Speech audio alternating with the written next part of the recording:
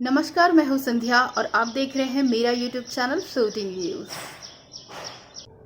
तो hello guys, कैसे हैं आप सब लोग। आशा करती हूं कि आप सब ठीक हैं और अपना ठीक से ध्यान रख रहे हैं।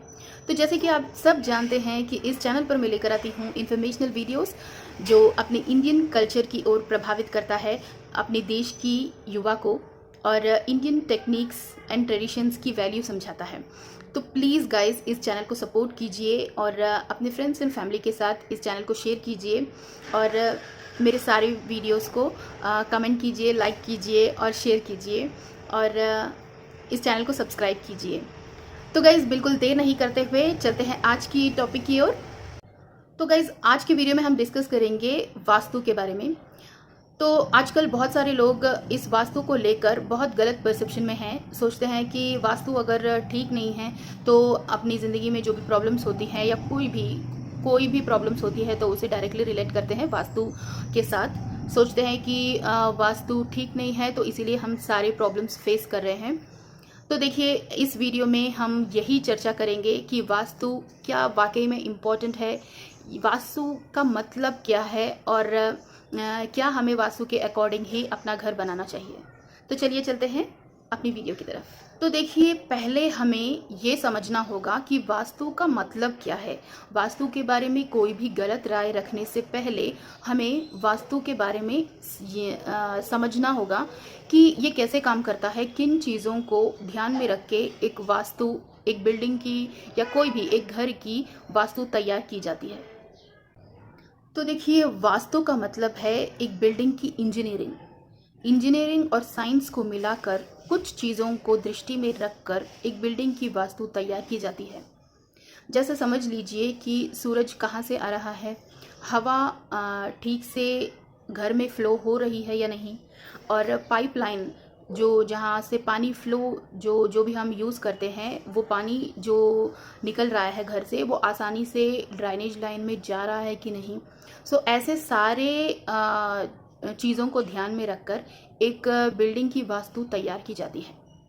देखिए, इंजीनियरिंग जो हम करते हैं तो उसमें वास्तु उतना इम्पोर्टेंट नहीं होता, उसमें सिर्फ इंजीनियरिंग की परसेप्शन ही होती है।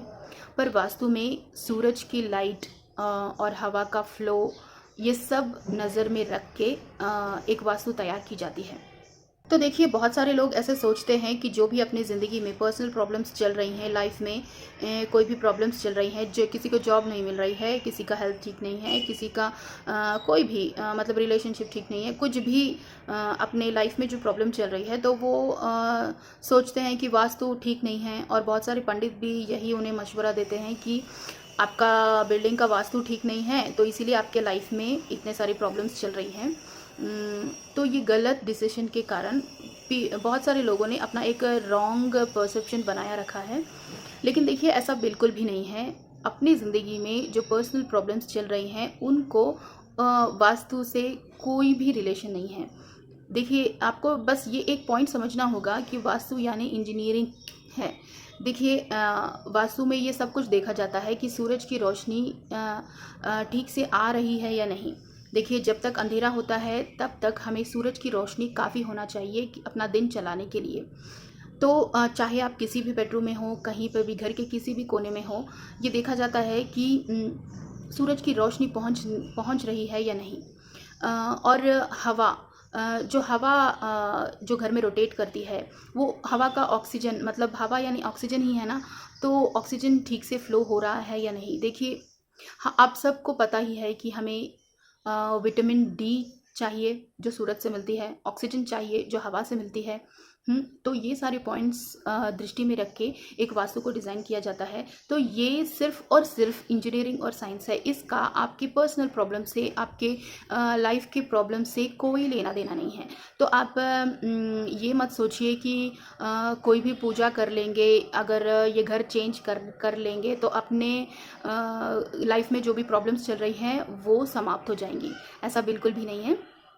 देखिए, बहुत सारे पंडित और बहुत सारे लोग, मतलब ऐसे ब्राह्मण, ये एडवाइस देते हैं कि आप ये पूजा करवा लीजिए, आपका वास्तु वास्तु दोष जो है वो पूरा निवारण हो जाएगा। और इतने इतने सारे पैसे लेकर वो पूजा करवाते हैं। देखिए ऐसी आपको ये समझना होगा कि जब आपने बिल्डिंग की इंजीनियरिंग ही गलत कर दी है तो ऐसे पूजा करने से उससे पर्सनल प्रॉब्लम से कुछ हल नहीं होने वाला है। आप समझ रहे हैं ना।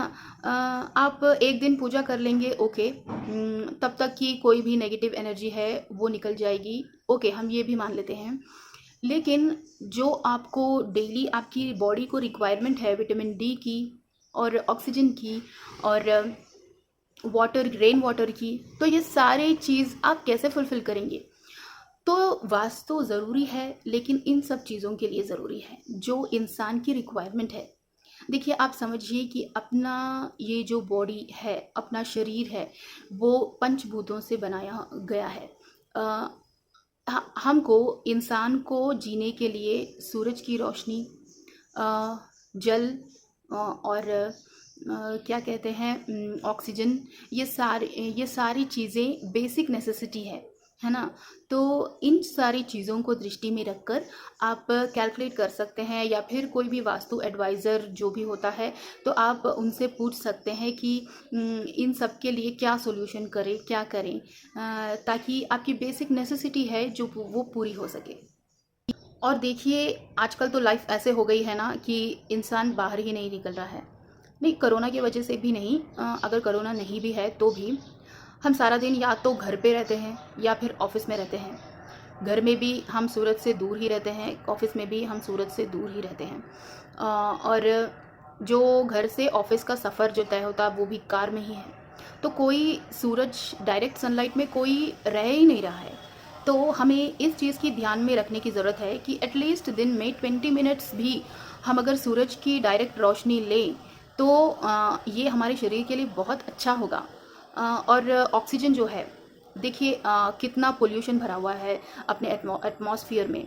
तो आप ये ध्यान रख सकते हैं उसके लिए कि सुबह सुबह आप एक हाफ एन आवर की वॉक पे निकल जाए, एक 10 मिनट्स या फिर 15 मिनट्स की वॉक पे निकल जाए, तो आपकी ऑक्सीजन की ये जो रिक्वायरमेंट है वो थोड़ा मतलब आपके शरीर के लिए बहुत अच्छा होता है।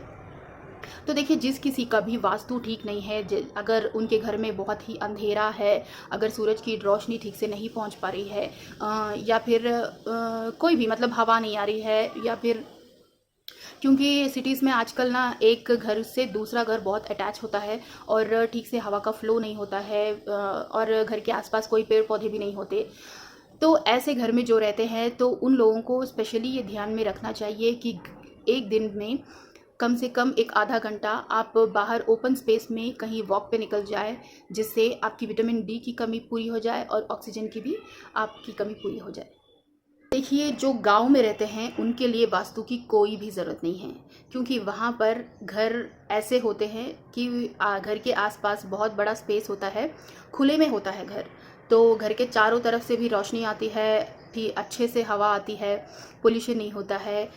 वो आराम से अपनी ज़िंदगी बसर कर सकते हैं, टाइम पे खाते हैं, सोते हैं, एवरीथिंग, मतलब हर चीज़ उनके लिए अच्छा होता है। तो इसीलिए उनके लिए वास्तु की ज़रूरत ही नहीं है। ये वास्तु की ज़रूरत है सिटी में जो घर है, जो एक से अटैच होते हैं दूसरा घर, हर मतलब लाइन से जो घर होते हैं ना, आजकल आपको पता ही है। तो बिल्कुल ये ध्यान नहीं रखा जाता कि पेड़ पौधे हैं, हवा नहीं है, सूरज की रोशनी नहीं आ रही है, कुछ नहीं, बस लाइन से घर अपना मतलब बांध देते हैं, जिसकी वजह से वो घर में रहने वाले लोगों को बहुत परेशानी होती है। देखिए घर जब अंधेरे में होता है तो दुष्ट शक्तियों का निवास होता है, आपको पता ही है। अंधेरा घर बिल्कुल भी अच्छा नहीं होता। जिस घर में बहुत अच्छे से लाइट आ रही हो, सनलाइट आ रही हो और हवा घूम रही हो, तो उस घर में नेगेटिव एनर्जी बिल्कुल नहीं रहती है, हमेशा पॉजिटिव एनर्जी ही रहती है। तो इसीलिए आप ध्यान रखिए इस चीज़ का। अगर आपका घर आप नए से मतलब कोई भी कंस्ट्रक्शन कर रहे हैं, तो इंडिपेंडेंट हाउस में फिर भी आपके पास चॉइस है, आप अपने हिसाब से अपना घर कंस्ट्रक्ट कर सकते हैं। लेकिन अगर आप अपार्टमेंट में जा रहे हैं तो भी आप ये चूज़ कर सकते हैं फ्लैट, उसमें कई सारे फ्लैट होते हैं, तो कोई भी ऐसा फ्लैट आप चूज़ कर सकते हैं जिनमें सनलाइट अच्छा है और हवा अच्छे से आ रही हो, जो किसी भी एटलीस्ट दो तरफ से ओपन हो, जिससे कि आपको कोई प्रॉब्लम नहीं हो ये बेसिक सारे नेसेसिटीज़ के लिए। तो इसीलिए आप इन सारी चीज़ों का ध्यान रख सकते हैं। तो देखिए, जब हम वास्तु की बात करते हैं तो हर बिल्डिंग के लिए एक जैसी वास्तु नहीं होती। इंडिपेंडेंट हाउस के लिए अलग होती है और अपार्टमेंट के लिए अलग होती है, बिजनेस जो ऑफिस है उसके लिए अलग होती है। तो हर चीज़ के लिए अलग वास्तु होती है, क्योंकि उस बिल्डिंग में जो काम हो रहा होता है वो अलग होती है। एक एक घर के लिए वास्तु बहुत बहुत बहुत ज़्यादा नेसेसरी है, क्योंकि हम दिन भर घर में रहते हैं, हमको हर चीज़ आसानी से अवेलेबल हो जाए, तो इसीलिए वास्तु का पूरा पूरा ध्यान रखा जाता है। और देखिए, बहुत सारे पंडित ये भी एडवाइस करते हैं कि वास्तु ठीक नहीं है तो एक ऑरेंज कलर का जो हनुमान का झंडा होता है वो घर पे लगाए। तो ये एडवाइस इसीलिए दी जाती है ताकि उस घर पे, क्योंकि बहुत अंधेरा है और ठीक से वास्तु से नहीं है, तो उसमें नेगेटिव एनर्जी डेवलप हो सकती है। तो इसीलिए उस नेगेटिव एनर्जी से छुटकारा पाने के लिए उस ऑरेंज कलर का झंडा आप लगाने की एडवाइस दी जाती है। तो वो आप डेफिनेटली कीजिए, मगर जो आपकी बेसिक नेसेसिटीज़ है ना, जो मैंने बताई है, विटामिन डी, ऑक्सीजन और रेन वाटर, ये सारे मतलब जो नेसेसिटीज़ है, आप अगर आपके घर में रहकर आपको पूरी नहीं हो रही हैं, क्या कुछ मतलब प्रॉब्लम है आपके घर के इंजीनियरिंग में, तो आप ये इस बात का ध्यान रखिए कि थोड़ा सा समय आप बाहर बिताइए। देखिए, चाँद की रोशनी, सूरज की रोशनी, रेन वाटर और हवा, ऑक्सीजन, ये सारी चीज़ तो हमें ज़रूरी ही है जीने के लिए। तो आप ये ज़रूर, ये जिस तरह से हम एवरीडे भोजन करते हैं, पानी पीते हैं, ऐसे ही ये सारी चीज़ें भी ज़रूरी है। ये सारी चीज़ें बेसिक नेसेसिटीज़ है। तो इसीलिए आप इनका कोई जुगाड़ निकालिए।